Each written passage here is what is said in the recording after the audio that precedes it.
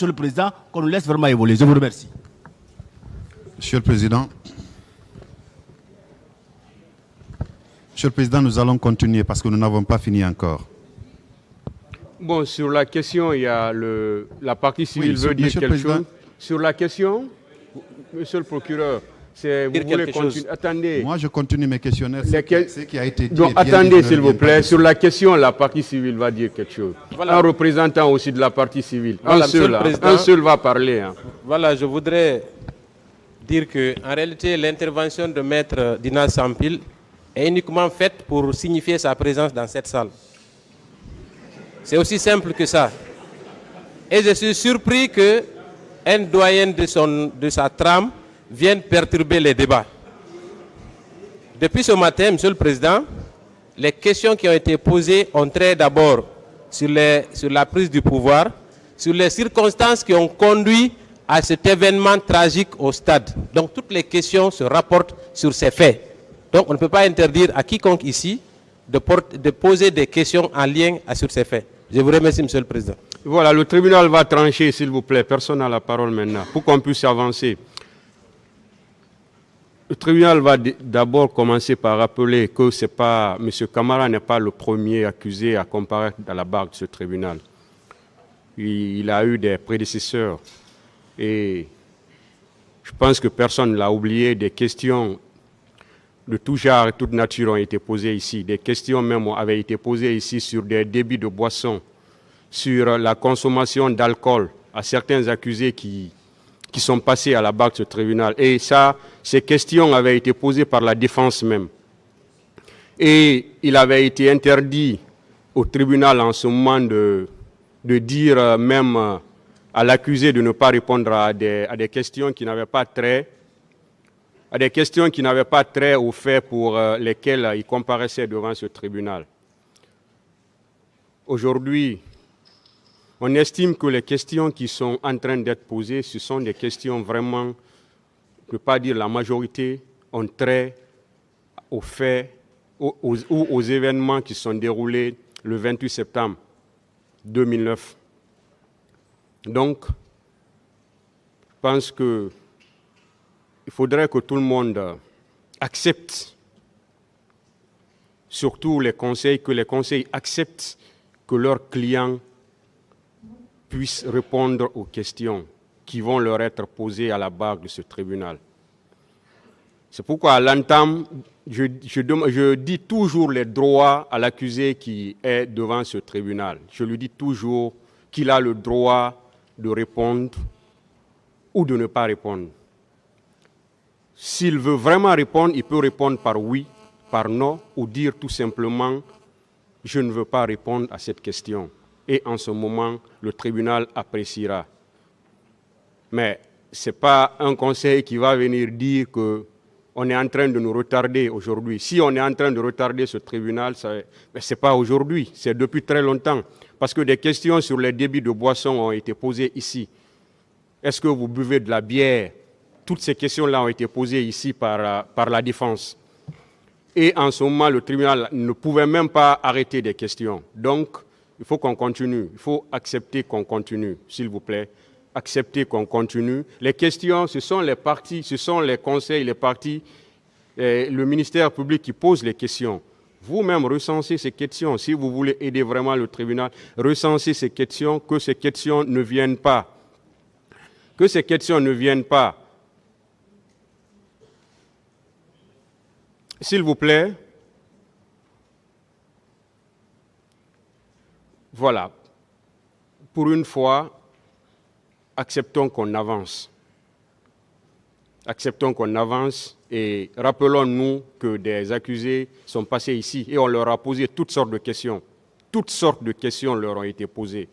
Des questions ont été posées ici qui n'avaient pas du tout trait aux faits. Ça s'est passé ici devant tout le monde. Donc, acceptez qu'on pose des questions à M. Camara pour qu'on puisse avancer. Continuez, M. le procureur, s'il vous plaît.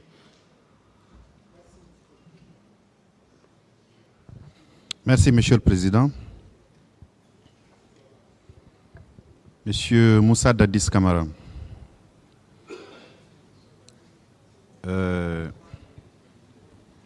Depuis la semaine dernière,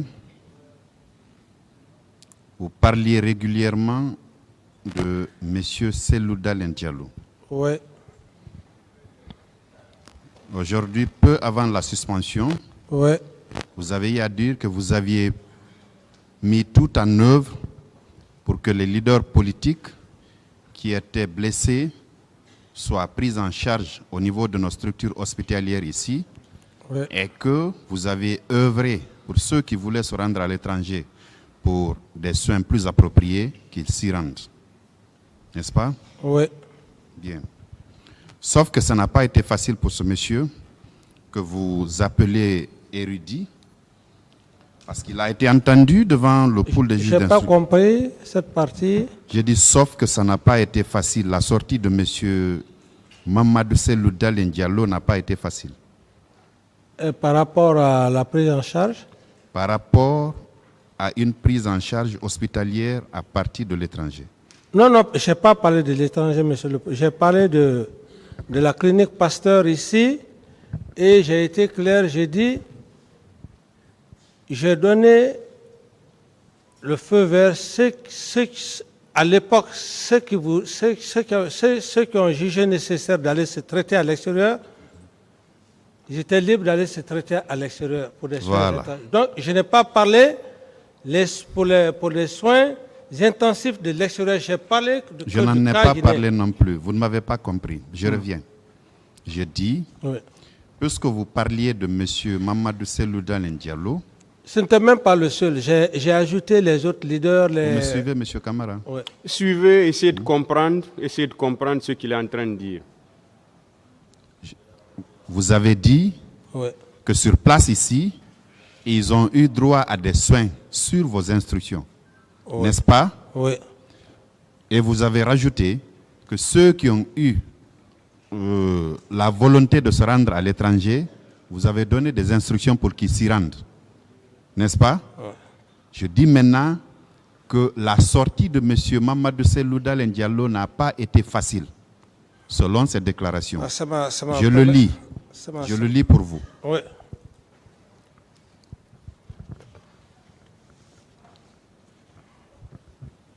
Il dit, mardi dans la nuit, le président Wade m'a appelé pour me faire part de son intention d'envoyer un avion pour m'évacuer à Dakar. Je l'ai informé que des dispositions sont prises pour me recevoir en France et que je préfère plutôt aller à Paris. Une réservation est faite pour moi sur le vol d'Air France du mardi 30 septembre. Ce jour-là, vers 16 h, j'ai appris de plusieurs sources que les autorités du CNDD n'étaient pas disposées à me laisser sortir. Effectivement, lorsque j'ai envoyé à l'aéroport Dr Marega pour faire les formalités, mon passeport et mon billet furent confisqués et il lui fut notifié que je n'étais pas autorisé à quitter le territoire national. Le Conseil interreligieux saisi par l'ambassadeur de France à Conakry, d'un côté, et le président Wade et Saïd Djounit, représentant du secrétaire général des Nations Unies en Afrique de l'Ouest, de l'autre, réussiront plus tard dans la nuit à convaincre le président du CNDD à me laisser sortir le lendemain pour des soins.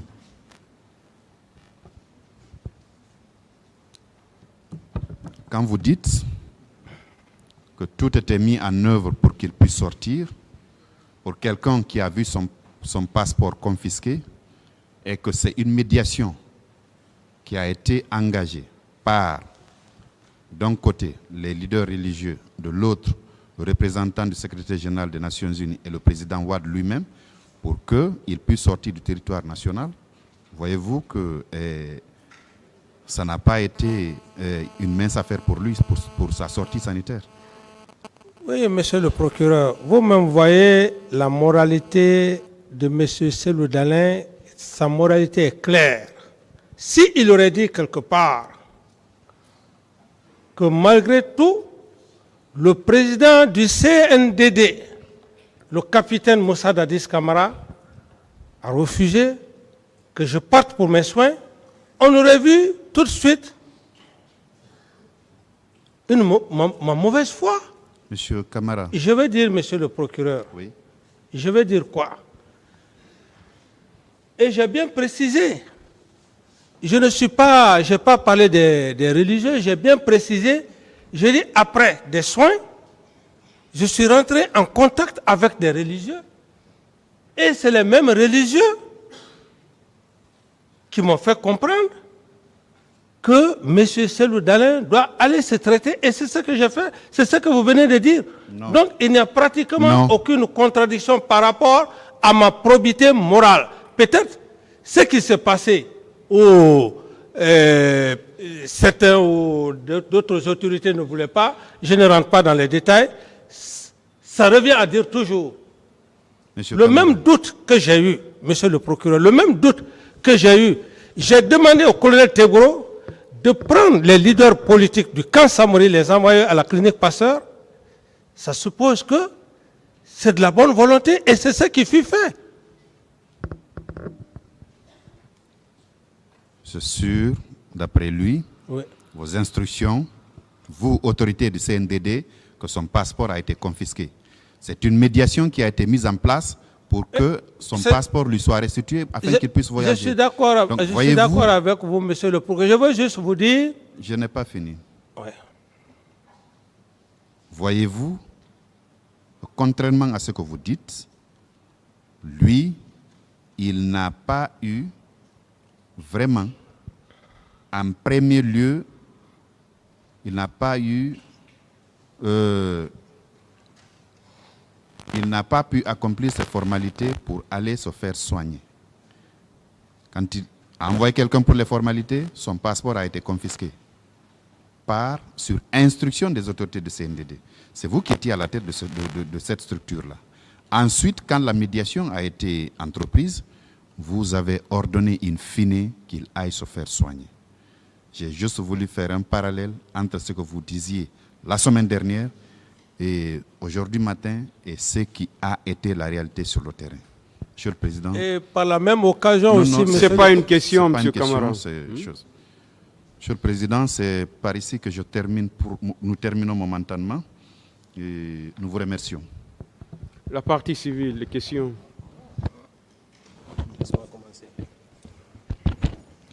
Je vous remercie, Monsieur le Président. Monsieur Camara, voilà, je vous rappelle encore, si vous êtes fatigué, vous informez le tribunal. Oui, monsieur le président. Allez-y, maître. Je vous remercie, Monsieur le Président, de me donner la parole. Nous poserons plusieurs questions au capitaine Moussa Dadis Camara, en lien évidemment avec les faits. D'abord, sur la prise du pouvoir, les circonstances de sa visite à l'abbé. Ensuite, la planification, l'exécution des massacres du 28 septembre. J'espère qu'il acceptera de se prêter aux questions. Mais avant tout ça, je vais rebondir à une question qui a été posée en réponse à la question de Madame la procureure. Vous avez déclaré que si Toumba Diakité et le général Konaté envisageaient de faire un coup d'État, qu'ils allaient échouer, n'est-ce pas? Est-ce que vous maintenez cette déclaration? Bien sûr, oui. Et vous dites que c'est parce que le colonel Kieboro et Claude Pivy avaient des éléments en grand nombre au camp Alfaya, n'est-ce pas? Opposé. Est-ce qu'ils avaient une grande puissance de feu face aux velléités de Toumba et le général Konaté? Quelle puissance de feu vous voulez parler? Non, les éléments que ces deux officiers avaient les troupes que ceux-ci avaient. Voilà, ils avaient la possibilité de rivaliser. Je voulais juste vous rassurer. S'il vous plaît, mon capitaine. Oui. Écoutez la question d'abord et comprenez-la avant de la répondre. Voilà, s'il vous plaît. Est-ce que oui, le fait que ces deux officiers aient suffisamment d'éléments, cela constitue pour vous un moyen pour dire que même si Toumba et le général Konaté tentaient un coup d'État, ils allaient échouer, n'est-ce pas? Oui. Très bien. Donc, ce qui signifie que le camp était contrôlé par les éléments de ces deux officiers, oui ou non? Lesquels deux officiers? M. Thieboro et Claude Pivy, le colonel Claude Pivy, n'est-ce pas? Non, vous confondez une situation d'opération. Je veux vous éclaircir. Allez-y. Je dis simplement, les éléments que le colonel Thieboro avait, c'était des éléments bien formés. Très bien. Et d'ailleurs, j'ai même eu la chance d'aller calmer la situation. Parce qu'à l'époque, Toumba voulait forcer la situation pour aller prendre ces éléments, mais les éléments de Thieboro n'ont pas voulu. Il a fallu que moi-même, je me déplace pour y aller. Ça, c'est la première force. La deuxième force, Claude Pivy à l'époque, personne aussi ne pouvait l'oser, qu'on le dise oui ou non. Alors, vous pensez que dans une telle situation, le militaire, l'officier est fou? Très bien. C'est pour dire que le complot dont je parle, le complot, il est clair. Il fallait faire partir Aïdorba, Alphonse, Aboulaye. S'il vous plaît. S'il vous plaît. Moi, je suis satisfait sur cette question. Voilà. Est-ce que je peux poursuivre? Oui. Est-ce que cela ne signifie pas que ceux-ci avaient plus de force que Toumba et le général Konaté? Contrairement à la question que vous voulez poser, à l'enceinte du camp, il ne pouvait rien, parce que c'est là-bas où le président... Très bien. Très bien. Ailleurs, à l'extérieur... Non, moi je ne parle pas ailleurs, je parle à l'intérieur du camp. Ouais. Donc, à l'intérieur du camp, les forces les plus importantes, c'était celles du colonel Thieboro et du colonel Claude Pivy, oui ou non? Non, pas les forces les plus... Il faut dire que les forces les plus... Voilà, deux forces redoutables, s'il faut le dire ainsi. S'il vous plaît. Écoutez, on ne va pas jouer sur la sémantique. Je ne réponds pas à cette question parce que nous ne sommes pas là pour un problème de coup d'État, de ceci, de cela. Vous ne voulez pas me comprendre. Donc, je ne réponds plus à cette question, Monsieur le Président. Évoluons sur les vrais faits. Je ne réponds plus à cette question. S'il vous plaît. Je dis, monsieur... Ces deux déclarations, je les tiens de vous. Vous avez dit qu'à l'enceinte du camp, les éléments du colonel Thieboro et ceux de Claude Pivy étaient les plus forts, oui ou non? Je dis bien que ces éléments ne pouvaient pas rester au camp et que Sekouba et Toumba parviennent effectivement à me renverser. Très bien. Donc, à l'enceinte du camp, personne ne pouvait avoir le contrôle du camp, n'est-ce pas? Je n'ai plus de réponse à cette question. Je ne suis pas là pour rentrer dans... Il y a une contradiction, mon colonel et mon non, capitaine. Je dis bien que je n'ai plus de réponse à cette question. Est-ce que dans ces conditions... Pour parler d'un problème de coup d'État, oui, respectez mon droit au silence. Respectez mon droit au silence. Monsieur Camara, si vous dites que vous ne répondez plus, alors calmez-vous. Là, voilà, vous pouvez arrêter de parler maintenant. Voilà, je ne réponds plus à cette question. Est-ce que dans ces conditions, quand vous dites que Toumba avait le contrôle du régiment, cette déclaration est vraie, mon capitaine? Je n'ai pas de réponse. J'ai déjà parlé. Ça dépend de la façon de comprendre. Il y a le tribunal qui est là. Le tribunal est bien placé pour savoir les actes qui ont été posés par rapport, les actes que Toumba a eu à poser. Ce n'est pas à moi de juger. Ce n'est pas à moi de juger et je n'en parle pas de ça. J'ai déjà fait des développements par rapport à ça. Je ne suis pas un juge, je suis un accusé. Est-ce que, mon capitaine, dans ces conditions, est-ce que Toumba aurait pu être le commandant du régiment en face de deux forces hostiles, qui lui étaient hostiles? Est-ce que c'est possible, mon capitaine? J'ai été clair avec vous, je crois que c'était hier. J'ai dit que dans ses déclarations, il a reconnu, noir sur blanc, lorsqu'il disait que les autres ne le savaient pas, que moi j'étais le commandant du régiment, ce n'est pas moi qui l'ai inventé. Et si il est parvenu à dire, même s'il n'y a pas eu un acte, ça veut dire que c'est une usurpation de pouvoir en matière de droit, cela, en matière de droit pénal, c'est à corriger. c'est à sanctionner. Même s'il n'a pas un acte. Mais le simple fait qu'il ait joué ce rôle, aller sortir 26 éléments du camp, écrit noir sur blanc, et devant le président du tribunal, il reconnaît qu'il a été commandant du régiment, mais ça ne dépasse pas. Les faits sont têtus. D'autres questions ou quelle est la question? Mon capitaine, vous savez, moi je voudrais que vous acceptez de répondre aux questions qu'on vous pose. Quand vous faites trop de commentaires, tout le monde se perd. Moi je vous ai posé la question de savoir, est-ce que c'est vous qui avez, est-ce que c'est Toumba qui avait le contrôle du camp? Visiblement ce n'est pas le cas, n'est-ce pas? Je ne réponds pas à cette question. Très bien. Est-ce que si les deux forces redoutables, que vous appelez redoutables, du colonel Thiebourou et celles du colonel Claude Pivi, sont celles qui contrôlaient le camp, et que par la suite, il est avéré que ce sont ces éléments-là qui sont allés perpétrer les massacres au stade, est-ce qu'on ne peut pas logiquement déduire que ce sont des forces qui étaient sous la responsabilité de ces deux officiers?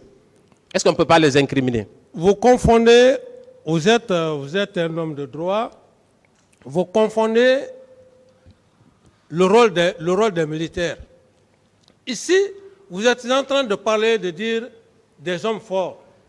Dans l'armée, il y a ce qu'on appelle force opposée. Une force opposée empêche, même si l'intéressé a une puissance, mais dès lors qu'il y a une force opposée à l'intérieur, deux forces opposées, l'intéressé ne peut pas atteindre ses objectifs. C'est ce que je veux dire.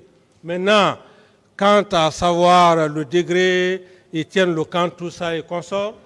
Est-ce que dans le régiment, je ne réponds pas à cette question. Est-ce que dans le régiment, oui, ce ne sont pas des hommes qui sont choisis justement en raison de leurs compétences et de leur loyauté envers le chef? Ici, le régiment, oui. Je vais être très clair, très sincère. Je ne suis pas quelqu'un qui passe à gauche. C'est la confiance que j'ai portée à M. Toumba, je l'ai portée aveuglément confiance. Ça, je le reconnais. Je l'ai porté aveuglément confiance. Qui fait que même lorsque ces trois éléments n'exerçaient plus leur fonction, je le voyais exercer, comment dirais cette fonction. Mais puisque j'avais confiance en lui, et en matière de pouvoir, c'est la confiance. Est-ce que, au sein du régiment, ce ne sont pas des militaires compétents et qui sont loyaux envers leur chef qui sont recrutés? C'est la question. Parce qu'on ne recrute pas n'importe qui dans un régiment présidentiel, oui ou non? Je ne réponds pas à cette question. Vous ne voulez pas répondre? Oui. Très bien. Dans ce cas, je vais poursuivre. Quand vous étiez aux affaires, mon colonel, vous avez reçu des armes du colonel Kadhafi. Mon capitaine, je suis capitaine et je vais respecter ces grades jusqu'à ma dernière demeure. Très bien. C'est bon, M. Camara, c'est bon. Mon capitaine, rectifiez, mon capitaine. Il a rectifié, il a déjà rectifié. Voilà. Mon capitaine, voilà. Je ne suis pas colonel. Vous savez, je n'ai pas beaucoup de notions militaires, mais quand quelqu'un qui est capitaine, on l'appelle général, c'est une marque de respect, il me semble, n'est-ce pas? Non, dites-moi, capitaine. Posez des questions, maître. Non, Monsieur le Président, s'il vous plaît. Ok, merci beaucoup. Dites-moi, est-ce que pendant votre régime, vous n'avez pas reçu d'armes venant de la Libye? Non, je n'ai reçu que des pick-up. Des pick-up? Oui. Quand M. Toumba Diakité était à cette barre, oui, il a déclaré que les jours qui ont précédé les événements du 28 septembre, un camion a été chargé d'armes qui devaient servir à la répression. Est-ce que vous maintenez, qu'est-ce que vous en dites? Ça n'engage que lui. Mon capitaine, est-ce que vous savez qu'à cette occasion, il y avait l'aide de camp du colonel, du général Konaté, qui était présent? Quel aide de camp, son nom? Je vais le chercher plus tard, et j'ai oublié son nom. Je ne connais même pas l'aide de camp du général Sekouba. Très bien. Est-ce qu'il est possible pour un chef d'État dans un régime militaire issu d'une junte, qu'un camion soit chargé d'armes sans que le chef de la junte ne soit au courant? Est-ce que c'est possible, mon colonel? Ça peut arriver si les éléments sont mal intentionnés. Et c'est pour ça d'ailleurs, généralement, que vous appreniez le plus souvent que certaines situations ne marchent pas. Parce que quand les intéressés ne sont pas honnêtes, c'est là où généralement ils parviennent à faire autre chose. Donc il n'est pas exclu. Donc vous n'étiez pas au courant? Je n'étais pas au courant. Est-ce que vous avez des services de renseignement militaire à l'époque qui étaient à votre service, mon capitaine? Il y avait des services de renseignement militaire? Et pour encore vous rassurer une fois de plus, vous avez entendu M. Toumba ici. Est-ce que vous aviez un service de renseignement militaire? Service de renseignement militaire? Oui. Bon, à l'époque, j'en avais, oui. Alors, est-ce que Oui. dans un État, au cours d'une junte militaire, où l'accent est mis sur la sécurité du président, parce qu'il est venu par la force arracher le pouvoir, est-ce que ce n'est pas un service, ce n'est pas ce service qui pouvait vous informer de tout ce qui se passait à l'intérieur du camp? Et ce service ne vous a jamais informé qu'il y avait un camp, il y avait un camion rempli d'armes dans le camp? C'est possible ça, mon capitaine? Merci. Pourquoi le service de renseignement, il ne faut pas aussi trop compter sur le service de renseignement. Il faut seulement avoir la chance d'avoir des hommes honnêtes, sincères, pour t'informer. Sinon, le renseignement en tant que tel, il y a beaucoup de choses qui peuvent se passer sans que vous ne soyez informé. Ça fait 2 défaillances. Voilà. Non, minute, s'il vous plaît. Allez-y, allez-y, allez-y. S'il vous plaît. Je vous donne un seul exemple. Je vous donne un seul exemple. Imaginez, à l'enceinte du camp Alpha Yaya, moi, je suis là-bas. Dès après la prise du pouvoir, qu'on arrête mon ancien qui a fait le court état-major avec moi. Je ne suis pas informé. Imaginez, je ne suis pas informé. Il a fallu, général Mawa, m'informant que est-ce que vous savez. Donc ça veut dire quoi? Si vous permettez. Ça veut dire quoi? Si vous permettez, vous avez déjà expliqué l'histoire de colonel Bis, n'est-ce pas? Il s'agit de colonel Bis, non? Je vais vous dire quoi? De Vivas. Je vais vous dire, il n'est pas obligatoirement dit que le service de renseignement peut être fiable. Si vous n'avez pas la chance que vous soyez informé, il peut y avoir beaucoup de choses. C'est juste un peu... Donc vos renseignements militaires n'étaient pas fiables, n'est-ce pas? Bon... Admettons. Oui. Très bien. Vous avez déclaré également que c'est M. Toumba qui avait les clés de l'armerie. Est-ce que vous maintenez cette déclaration? J'ai déjà parlé. S'il vous plaît, mon capitaine. Je dis que je ne reviens Vous êtes un officier supérieur, s'il vous plaît. J'ai dit, maître, oui? je dis bien que je n'ai plus de réponse à cette question. Vous ne voulez pas répondre, n'est-ce pas?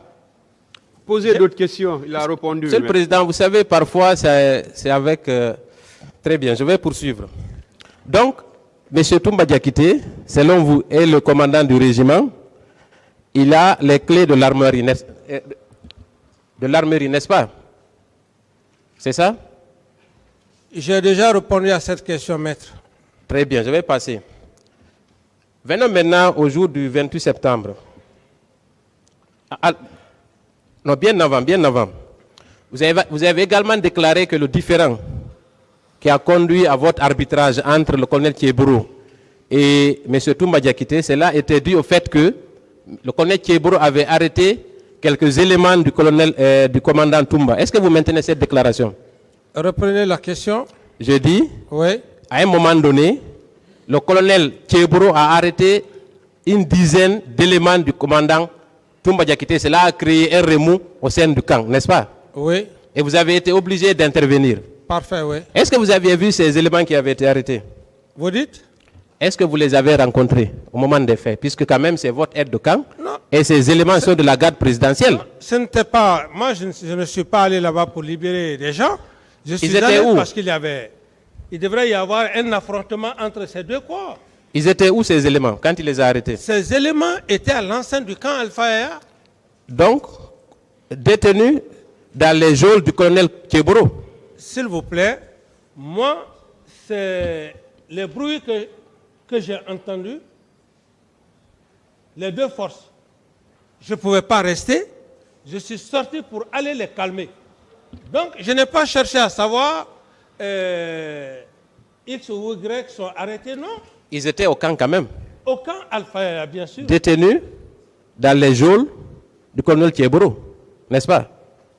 Oui, quelle est la question maintenant? Oui, c'est ça la question. Est-ce que c'était dans les geôles du colonel Keboro? J'ai dit